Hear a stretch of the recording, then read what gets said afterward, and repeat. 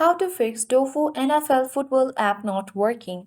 Hi everyone, welcome to the channel. This is Rose and I'm here to guide you on how to fix Dofu NFL Football app not working.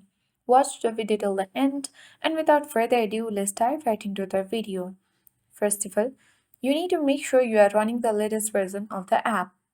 Open App Store on your device. Tap search icon at bottom right corner of the screen. Search for Dofu Sports. If you see an update button next to the app, simply tap on it to make sure you are running the latest version. Now go to Settings on your device. Scroll down and tap on General. Tap on iPhone Storage. Find Dofu Sports in the list and tap on it. Tap Offload App and confirm by tapping Offload App again.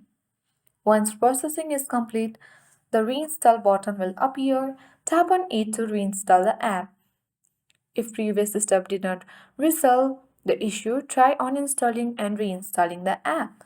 Hopefully, this will fix the issue. I hope this guide was helpful.